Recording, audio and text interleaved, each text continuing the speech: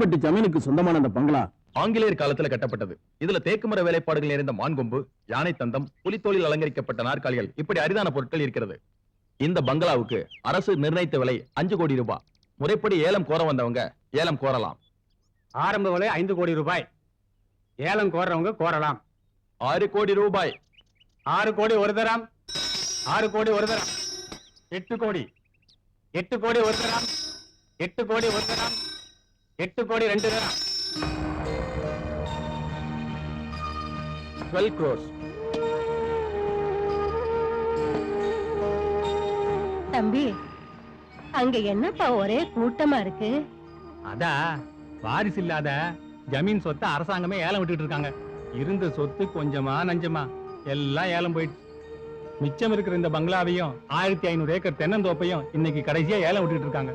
அட போப்பா, அந்த தென்னந்தோப்பு 1500 ஏக்கர் இல்ல, 2300 ஏக்கர்.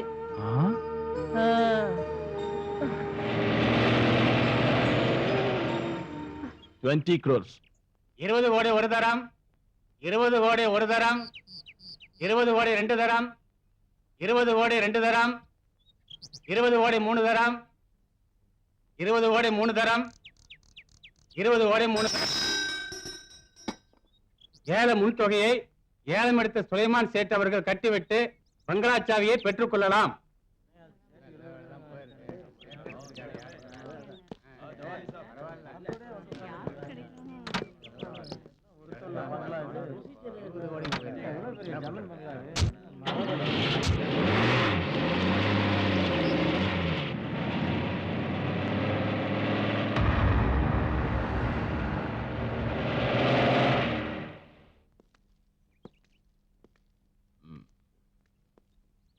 இவங்கதான் சார் லிங்கம்பட்டி ஜமீனோட கடைசி வாரிசு. கடைசி வாரிசு.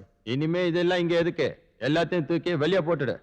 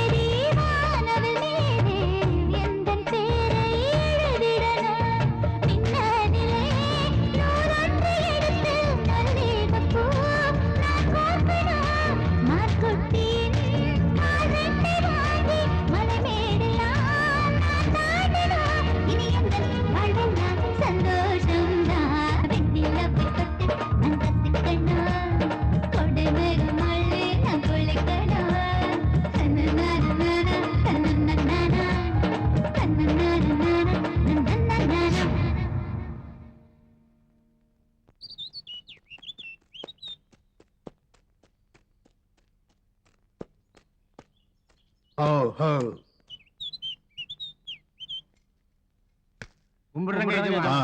கும்பிடுறானுங்க. ஊத்துறாடே.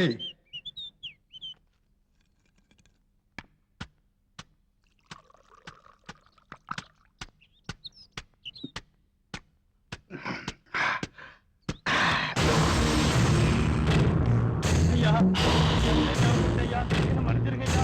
ஐயா ஐயா பண்ண மாட்டேங்க. ஐயா ஐயா திருப்பதியார் ஐயா.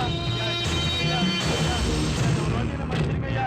ஐயா ஐயா ஐயா திருப்பதியார் ஐயா. ஐயா தப்பெல்லாம் பண்ண மாட்டேயா. ஐயா கொஞ்சம் கண்ணை காட்டு. ஐயா ஐயா என்ன விட்டுருங்க ஐயா. ஐயா ஐயா ஐயா ஐயா ஐயா ஐயா கொஞ்சம் மனசரங்க ஐயா.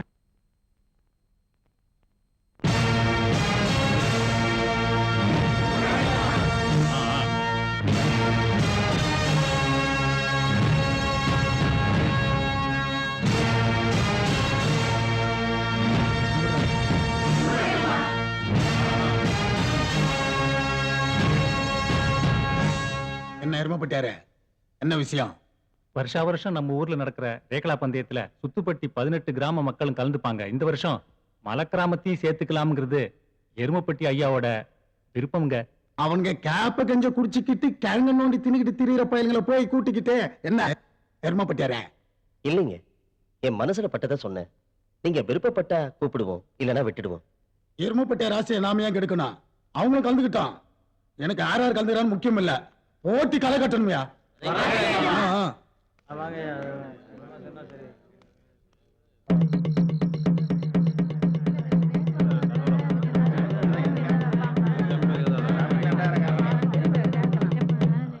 இதனால சகலமளிப்பது தெரிவிப்பது என்னன்னா, வருகிற தைப்பூச திருவிழா அன்னைக்கு லிங்கம்பட்டி ஜமீன்ல நடக்க இருக்கிற ரேக்லா பந்தயத்துக்கு முதல் தடவையா மலை ஜாதிக்காரங்களும் கலந்துக்கலான்னு ஜமீன் ஐயா அறிவிச்சிருக்காரு. கலந்துக்க விருப்பம் உள்ளவங்க கலந்துக்கலாம். இது ஜமீன் ஐயா உத்தரவு.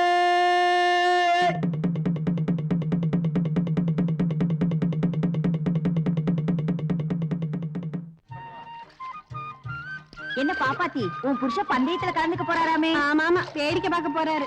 என்னடி எங்க அண்ணனை கண்டா உங்களுக்கு எல்லாம் இலக்காரமா? அவரால ஓட்ட முடியல, இதுல ரேக்லா வேறையாக்கும். இந்த லட்சத்துல போட்டியில கலந்துகிட்டாலும் ஜெயிச்சிட போறாராக்கும். என்னடி கேலியும் கெக்களிப்போம், வந்தோமா தண்ணி எடுத்தோமான்னு இல்லாம?